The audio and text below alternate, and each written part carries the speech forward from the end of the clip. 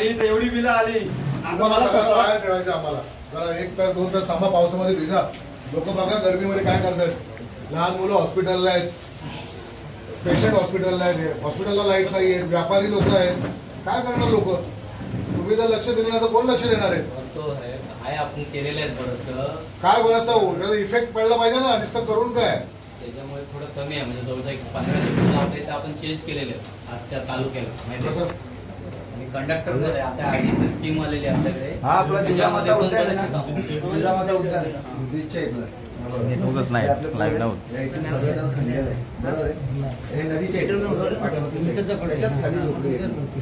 त्याला लागून झोपली वर्ष झाला. हे पण धोकादायक आहे. उद्या ही माती निघून गेली, हे पोल पडला, अख्खा कर्जत नाही उद्या अख्खा काळोखा नाही.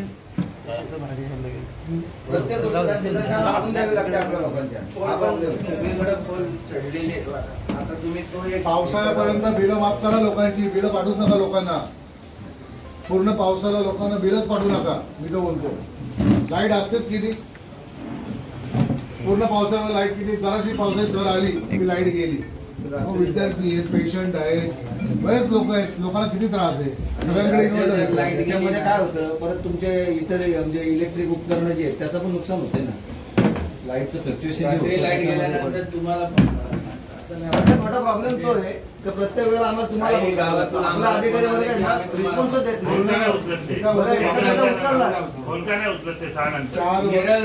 सगळ्यात जास्त बेकारी पावसाळा तोपर्यंत लोकांना बिलं पाठवू नका. माफ करा बिलं. किती लाईट असते आता बघा नेरळमध्ये किती लाईट असते. असं नाही ना. नेरळला विचारा किती लाईट असते. आणि ऐका तुमचा आता हे साहेब आहे त्याला विचारा तुमचे कर्मचारी स्टाफ किती होता आणि आता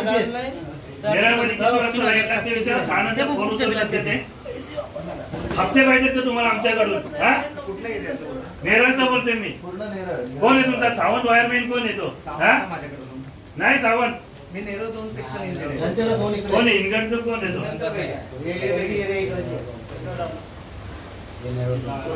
एवढे हाल होत उचललं पाहिजे की नको उचलायला. आता कालचाच परवाचाच प्रकार आमच्या ते दिनेश बोराडेला तो वायरमॅन उलटा बोलतो. कोण आहे लाईन पडलेली असते कोण उचलायला पाहिजे ना. तुम्ही केला ही परिस्थिती काय यायला पाहिजे नाही. तुम्हाला भेटायला यायचं काम काय. त्यांना जर मग फटकवले तर बोलू नका. लोकांच्या सेवेसाठी बसवलेले. हो साहेब तुमचा स्टाफ किती होता अगोदर? 11 होता ना. आता किती? 9. तुम्ही कळवत का नाही वाढवत का नाही स्टाफ? 1 वर्ष झालं 40 मीटर तरी मी बिला भरली. मदत करायला एक दिवस पण लेट नाही.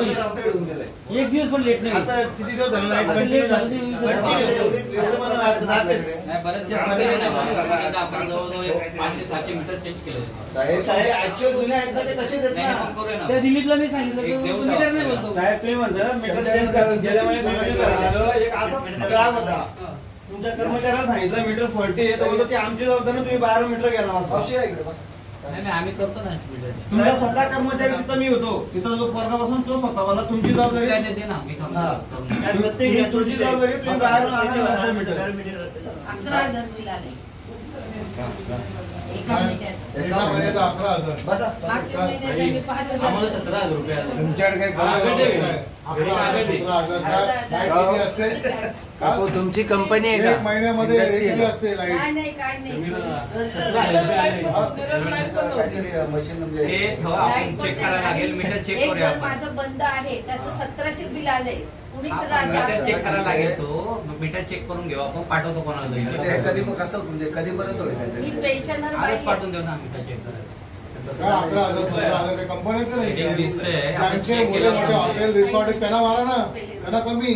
सामान्य लोकांना बिल जास्त असं नाही साहेब.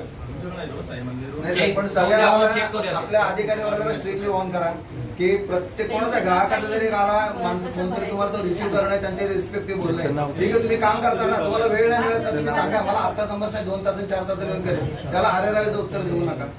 काय होतं माणसं प्रत्येक जण तुमच्याकडे गर्व होतं त्याला त्याचं ते काम होतं सांगा. हे तुमच्यापर्यंत पोहोचलं माणूस महत्वाचं आहे.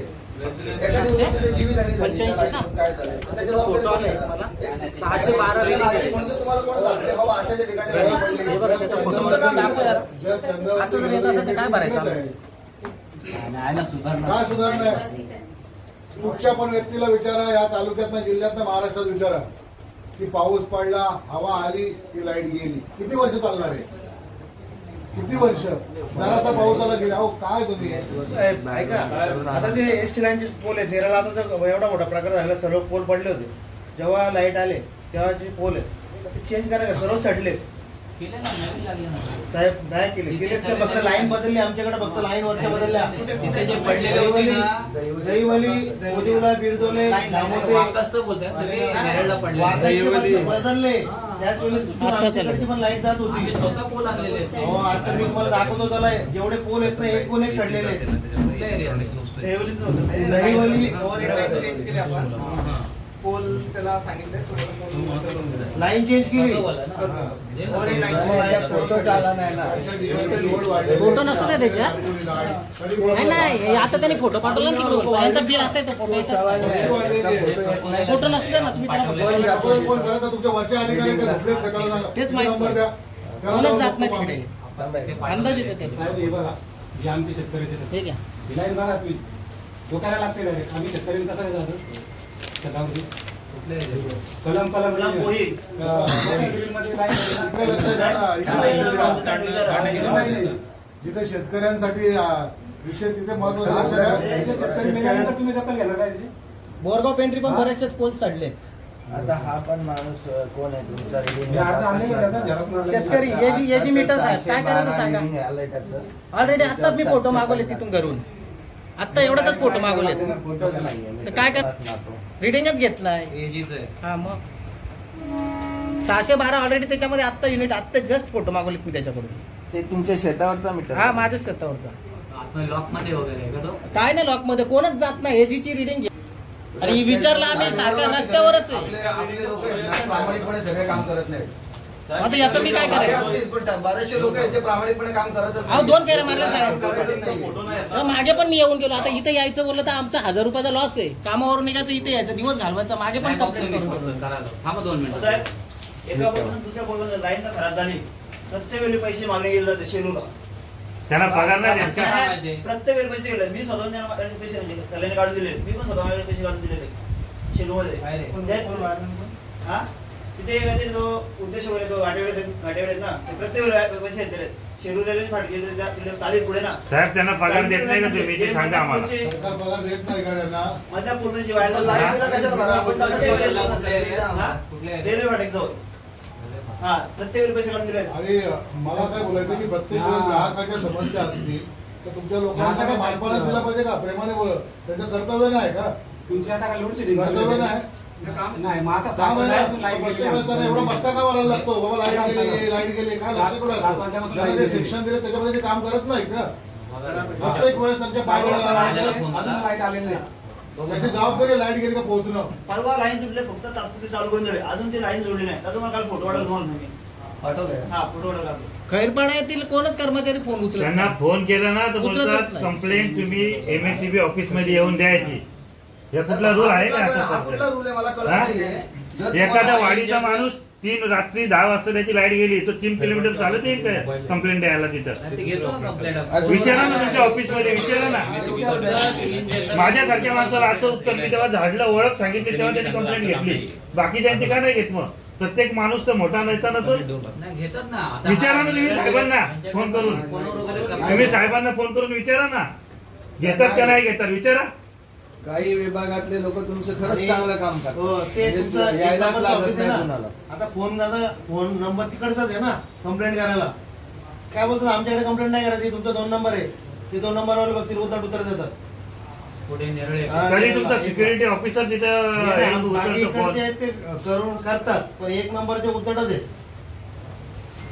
कर्जतचा पण कंप्लेंट नंबर बंद आम्ही तर 10 पटीने सगळ्यात जास्त बघा आज तुम्हाला सांगायला आलोय पुढच्या वेळेस मी याला पण लॉक लावेल आणि त्यांचा पण मग नाही त्यांचा मग लोकांना तर त्रास तिथल्या अधिकाऱ्याला काय म्हणजे कशा प्रकारे समजायचं ते आमचं आम्ही समजवू मग तुमच्यापर्यंत विषय येऊन जाणार नाही हो आम्ही नेरळ बाजार तो स्टाफ कमी आहे त्याच्यामुळे आम्हाला त्रास होतो. स्टाफचं बघा 9च आहेत, 18चा स्टाफ होता आता 9 आहे. ते काय काय करणार आहे सगळीकडे विचारा. 9च आहेत त्यांच्या स्टाफचा काय रात्री 9 वाजले तरी लाईट नाही लागत त्यांच्या. 9च आहेत. रोज फोन करायला सांगतो मी तुम्हाला व्हॉट्सअपवर मेसेज दाखवतो पाहिजे 18 होते आता 9च आहे. ते मग आल्या 9 बोलतात तुम्ही स्टेशन नेरळ बाजारपेठेतला स्टेशन समोरचा पोल आहे ना रस्त्याच्या मध्ये आहे. 2 वर्ष 3 वर्ष झाली अजून तो चेंज करतायत आहे का ना. नेरळ स्टेशनच्या समोर बाजारपेठेत मध्यभागी पोल आहे. रोडचा कसा असतं साहेब रोड जेव्हा बनतो ना त्यावेळेला रोड बनवतात त्यावेळेला त्या रोडवाल्यांनी शिफ्ट करायचं असतो आणि ते नगरपालिकेचं किंवा त्यांचं ते हे असतं. चुकी कोणाची आणि करणार कोण त्यांना आपण लेटर दिलेले कोण करणार वाल्यांना पण लेटर दिलेले आहेत. किती वर्ष झाले माहिती का साहेब त्या विषयावर 3 वर्ष झालेत त्या विषयावर. एखादा जीव गेला पॉलिसी डिसिजन असतं पण कुठल्या तरी मार्गाने ते झालं पाहिजे ना काम पूर्ण. स्टेशनच्या समोर मध्यभागी पोल आहे तिथं त्याच्यामुळे अर्धा रोड ब्लॉक होतोय तिथं. मिठाई पोशीर पासून डायरेक्ट रोडच्या कडेलाच पोल टाकले. पोशीर पासून लाईन नवीन टाकायला नवीन लाईन डायरेक्ट रोड अटॅचच आहेत. दोन गाड्या पास होऊ शकत नाही डायरेक्ट रोडच्या कडेलाच. पोशीर पोई नवीन पोल टाकायला लाईन सारखी जाते नवीन लाईन काम करायचं.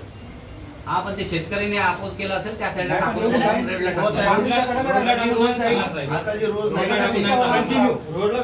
रोडच्या बाजूने घेतले असेल शेतकऱ्यांनी सांगितलं माझ्या टाकून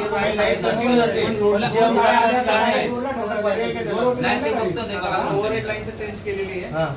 क्रिकेटिंग पण झालेली आहे. त्याचा रोज कंटिन्यू लाईट जातच असते. अत्यावश्यक सेवा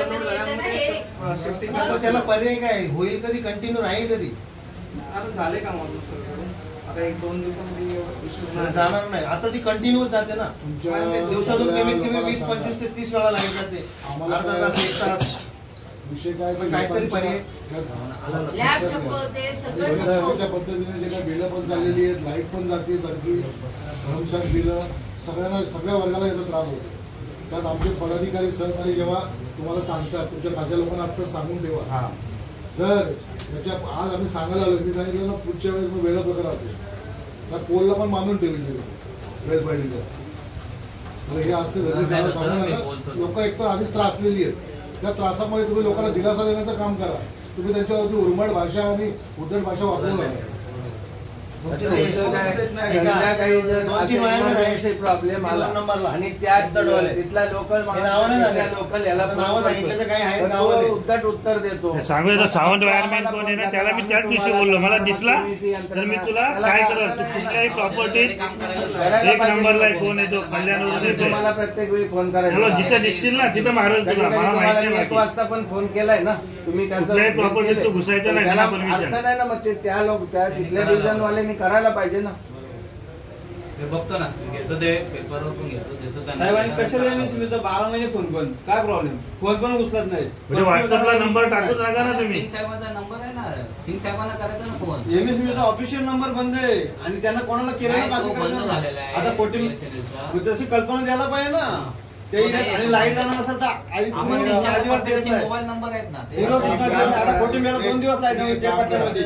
आजच्या आज पूर्ण तालुक्यामध्ये तुमच्या जे एरिया वाईज ऑफिसर आहेत त्यांची यादी तुमच्याकडे एमएसपी कडे पहिले प्रदर्शित करा. सर्वसामान्य लोकांना समजतच नाही.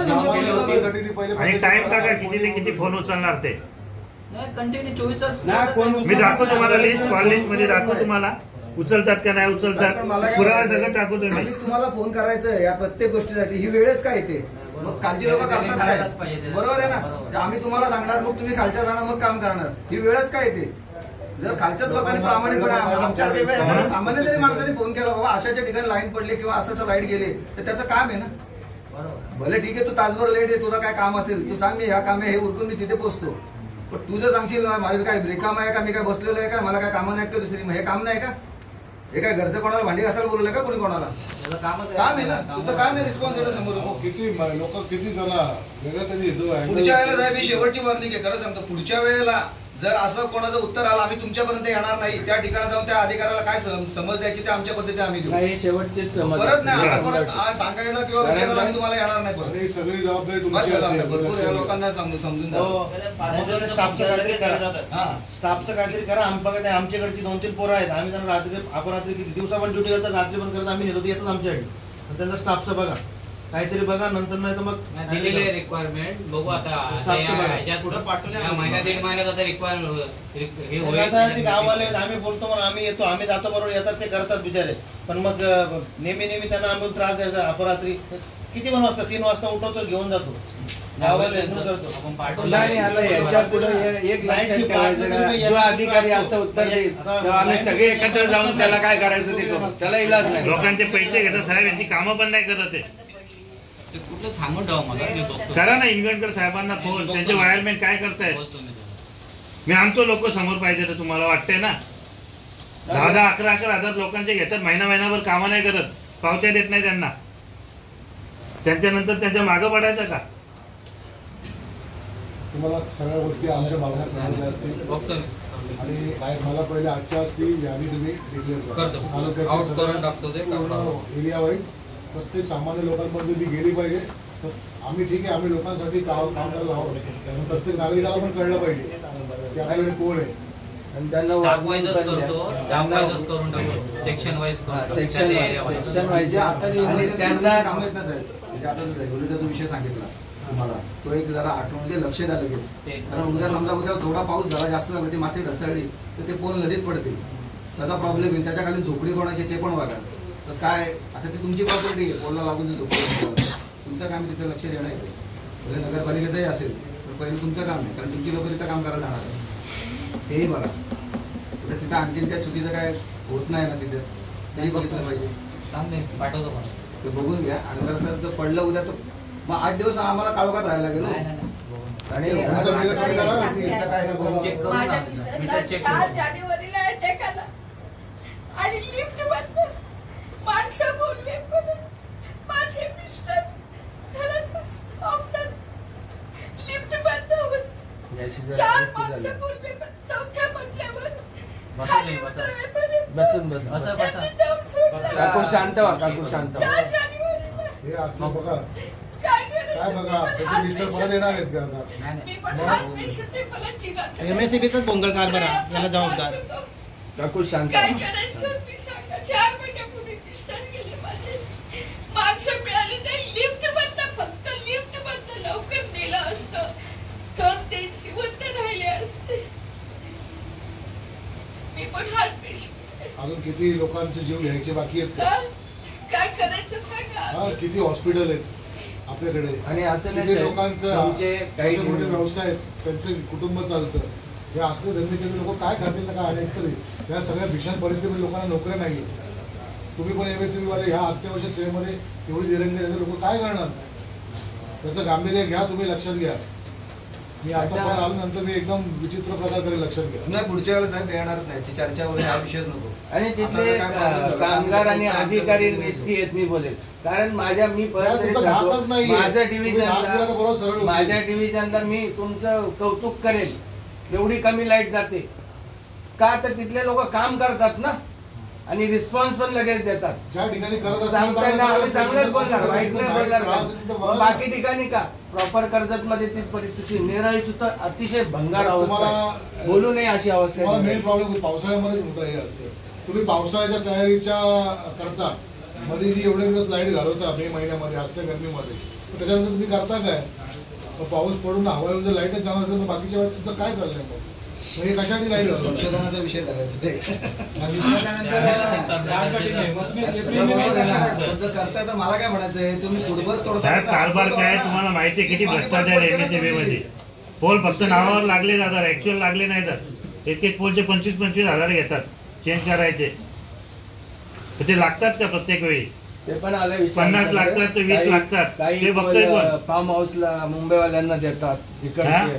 ते एखादा पोल ठीक आहे, पण तुम्ही अख्खी लाईनच्या लाईन तिकडे देता. करा ना सर्वे, आमचा ऑडिट सर्वे करा तुम्ही, सगळा सर्वे करा. मीटरसाठी याच्यासाठी जेव्हा येतात इथं एक माणूस वर्षभर फेऱ्या मारतो मीटरसाठी, त्यांना जर एवढी तत्परता दाखवतच नाही आपले एमएससीबी वाले.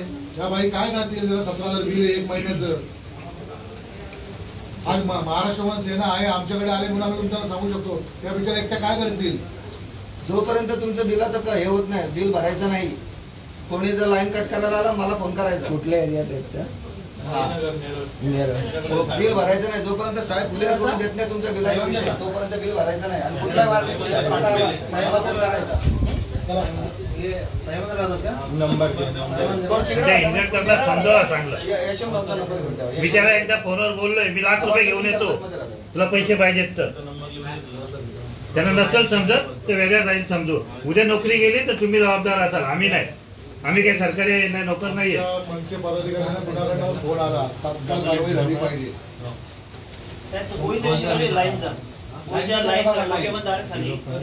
टेम्पररी लाईन त्यांनी ते वसंत गिरीसाठी जोडलेले, पण तिथं शेतकऱ्यांना जाण्यासाठी रस्ता नाही. ती लाईन म्हणजे डोक्याला लाईन लागते. लक्षात घ्या, तुमचं चिंचाळीमध्ये आहे ना ऑफिस? विद्यार्थी बघा, विद्यार्थी, पेशंट, छोटे मोठे व्यापारी हे त्रासलेले एमएससीबी मुळे. आणि जर आजपासून जर तुमच्या सुधारणा झाली नाही तर मग महाराष्ट्र सेनेशी गाठ आहे, लक्षात घ्या. आज सांगतोय मी सगळ्यांना लॉक लावून बाहेर ठेवेल उभे बोलला बांधून. नाही, आज आम्ही काय हे केलेलं नाही, कुणाला बोलवले नाही. आम्ही ठराविक लोक आलो बोलण्यासाठी, साहेबांच्याशी चर्चा करायची होती. करा, त्याला फोन करा, लावा त्याला फोन करा, करा ना. तो काय उचलत नाही फोन आणि का नाही कारवाई करा, नाही तर पुढच्या हप्त्यात त्याच्यावर जाऊ आम्ही. आणि ज्या गावांमध्ये जास्त लोड झाला असेल आणि कमी प्रकारचे डेटी आहे असेल डीपी, त्या बदली करा पाहिजे. ट्रान्सफॉर्मर तुम्ही बाकीच्या मोठ्या उद्योगपतींना लगेच देता ना, तसं छोट्या जे गावं आहेत ग्रामीण भागामध्ये, वाड्या वस्ती आहेत, तिथं तुम्ही लक्ष घाला ना. कुठे गेलंय? 10 वेळा लोक तुम्हाला सांगतात होत नाही, करा ना तुम्ही. सर कशालेमध्ये व्होल्टेजचा एवढा प्रॉब्लेम आहे ना, किती व्होल्टेजचे प्रॉब्लेम आहेत जबरदस्त. म्हणजे तुम्ही सांगतो उन्हाळी ना लाईट अशी वाटते डिम, डायरेक्ट अशी होती लाईट ना, पुन्हा डायरेक्ट एकदम पॉवर नाही येते, एवढा प्रॉब्लेम. चालत नाही आमच्या इथं पण आहे. 200चा होता ट्रान्सफॉर्मर, दोन्ही 100 एवढा भयानक त्रास आहे. 200चे होते, आता दोन्ही 100चे बसवले जातात. दहिवली 200चा होता अगोदर, आता 100चे. 200चा होता आपला जे इकडं खाली ज्या बस स्टॉपच्या इकडे ना रोड साईडला होता, तो 200चा होता, त्याला 100 आणून बसवला.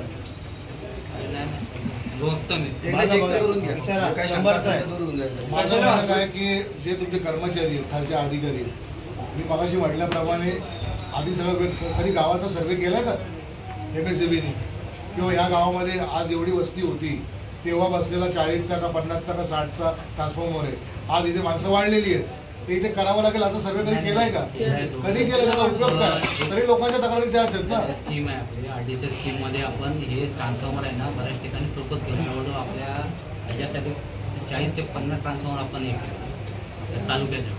आणि ते म्हणजे टेंडरिंग वगैरे त्याचं टेंडर साहेब ऐकत आलो. आता ही सवय झाली आता हे ऐकायची. जरा एक्झिक्यूट करा हे सगळे प्लॅन. आम्ही जे सांगितलंय ते आम्हाला अंमलबजावणी पाहिजे. आता काही जास्त बोलत नाही. पुढे जर कर्मचाऱ्यांकडनं सामान्य लोकांना त्रास झाला आणि वारंवार वीज खंडित झाली तर गाठ महाराष्ट्र सेनेशी आहे. तुम्ही त्याची जबाबदार सगळी तुमच्याकडे असेल. खालच्या लोकांना लोकांच्या अडचणी सोडवायला सहकार्य करायला सांगा. त्यांनी जर माज केला तर त्याचा माज उतरवण्याचं काम मनसे करेल. एवढंच तुम्हाला आजच्या निमित्ताने सांगा.